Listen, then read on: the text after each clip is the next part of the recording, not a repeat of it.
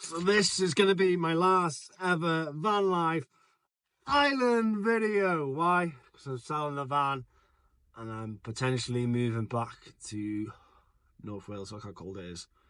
And it's been sitting here in Ireland for the last 3 weeks. Well, I've been over in North Wales and it's just started, so I'm grateful. It's like minus freaking 3 degrees now. And it started up first time. So yeah, this is going to be our last one. I'll explain a little bit more in the video. Why, and some of my highs and lows and recommendations, things you need to think about if you're going to get a van and live the van life in Ireland. Oh, happy to fucking started, mate. Yes. Last night in the van last night. Whew, fuck, it was cold. Oh no, it's just this part of my body. Last time waking up.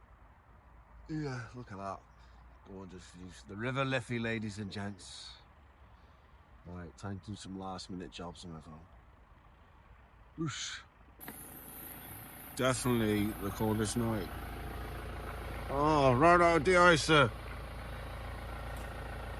Definitely the coldest night I've had in the van. It's just my face that was cold. I've just done my last trip in the van. I've sold it. Sold it to a good friend. Did them a very good deal.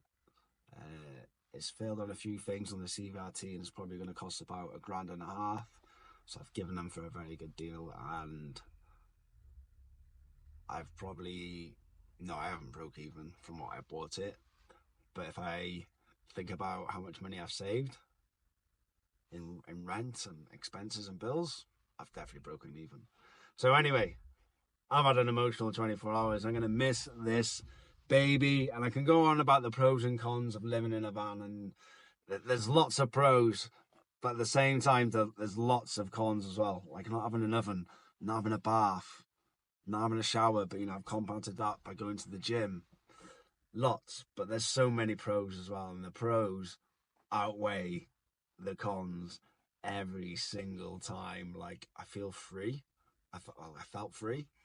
I feel free now. That's why I'm selling my van and going off on a little adventure. But yeah, I had some park ups in like Wicklow in Ireland where I could just wander around naked. It was nice not to be tied down. It was brilliant on days when I was in work early, because I just park outside work, or when I finished work late. I was working mad hours over in Ireland. That was ideal. After the raves, when everybody goes home, you just roll into your van, wake up in the morning, no one's there, in the middle of nowhere. That's definitely one of my favourite pros. And just the special moments and memories, like a lot of my friends and young people, they don't drive in Ireland, so I've managed to take them on little road trips with me, or little adventures in the mountains, or after the rave they've hanged out with me in the van and stuff, or at the rave it's been a bit of a chill space. Never doing that again. Don't let your van be a chill space, because as much as I love them all, the mud on the floor the next day, my van was never so messy.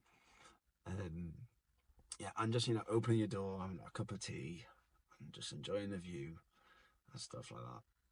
So yeah, there's loads. I can do loads. I did a video actually on pros and cons, and I went a bit more into detail on that. But if anyone's thinking about living in their van full time, then do it. For 3 months, 6 months, a year, it's really like a journey. Like, all my emotions are in this van, all the highs, all the lows of my life in the last year and a bit. And also it makes me really appreciate that you don't need a lot of stuff in your life. When I moved in here, I got rid of a lot of junk, a lot of clutter, and I minimalized my life, okay? And the last week I've been sorting stuff out, and it's made me realize how much of half the stuff in this van I didn't even use. So it stopped me buying from rubbish. I've always asked myself, do I really need that as a room in the van? Do I just want it, or do I need it? Or if I'm buying a new jacket or a new item of clothing, it's okay. What item of clothing am I going to throw out if I'm going to get a new one? Do I really need a new hoodie, or do I want a new hoodie? That makes sense. So yeah, it's taught me you don't need a lot to be happy. You can live feral, okay, and still be hygienic if you can get access to a 24-hour gym. And the pros outweigh the cons. And like, I've been happy in this van, like generally, like happy in my life in this van. Obviously, there's been days when I've been shitty in that, but yeah, I've been happy in this van and living in a house.